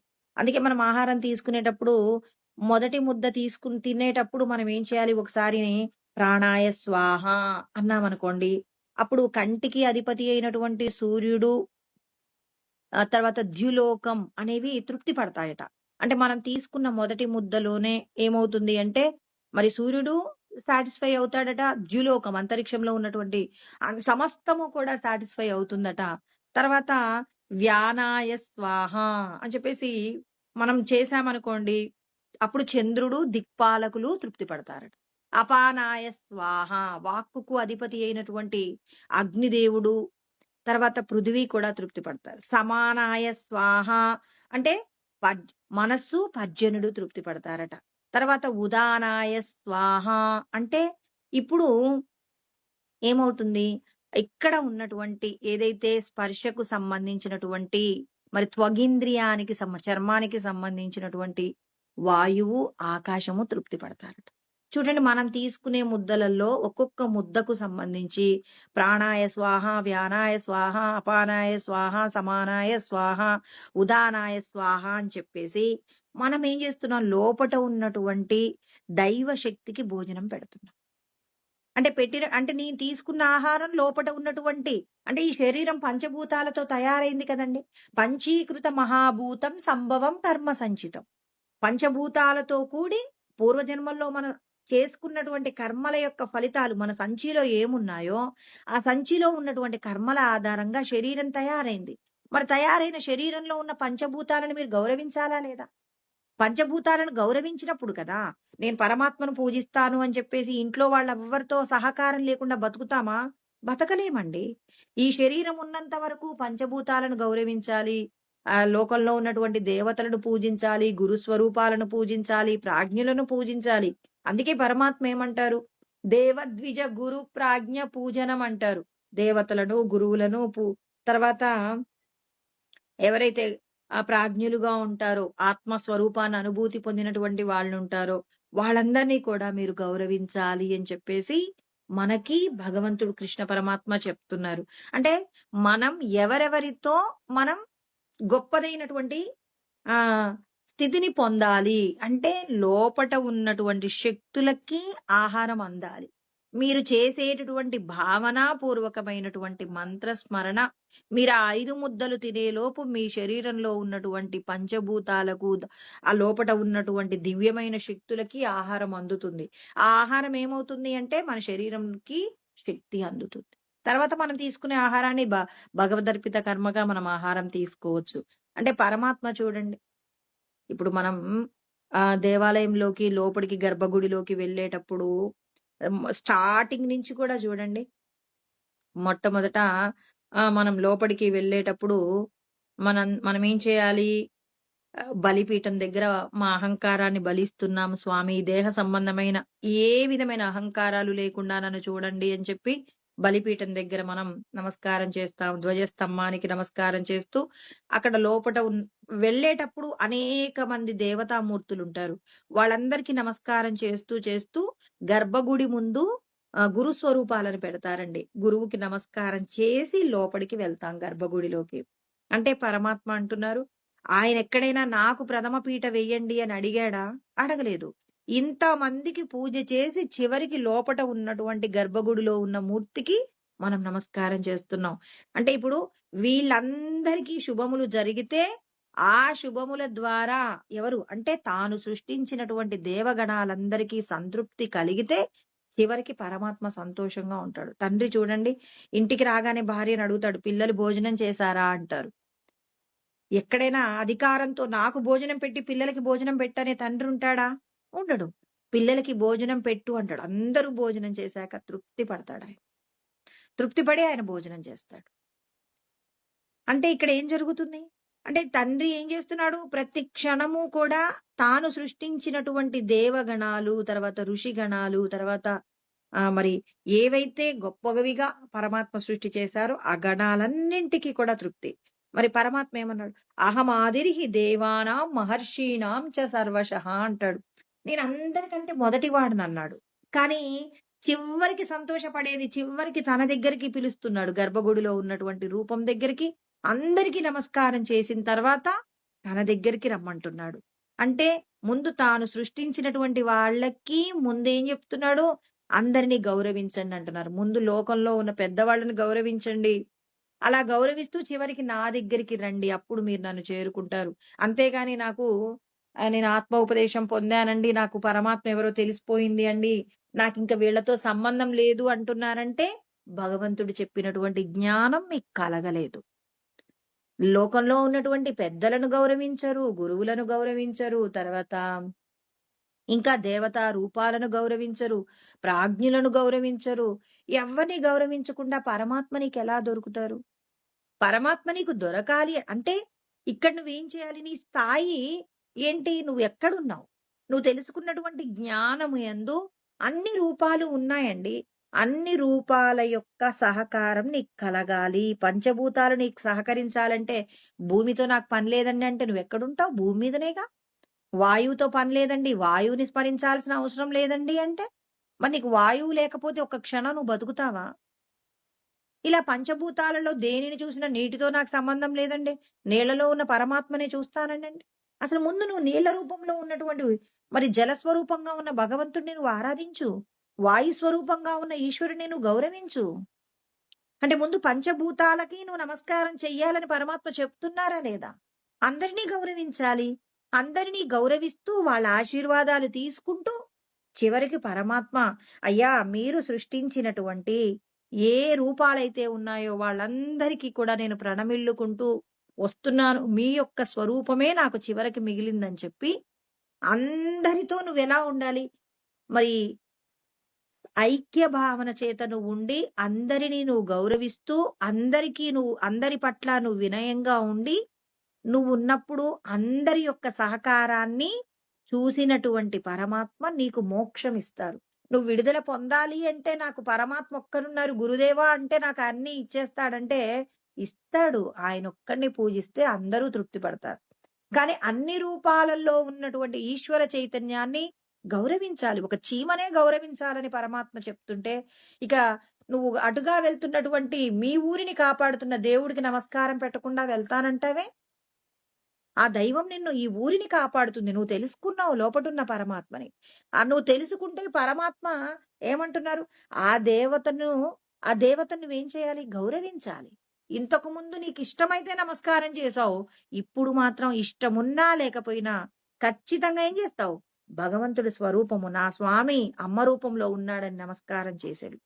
ఒక చీమను చూస్తే చీమ నా స్వామి అందుకే కదండీ రామకృష్ణ పరమహంస ఒక వేశ్యను చూసి వెళ్లి నమస్కారం చేశారట. అమ్మా నా కాళికాంబ ఇంత అందంగా ఉంది అన్నారట.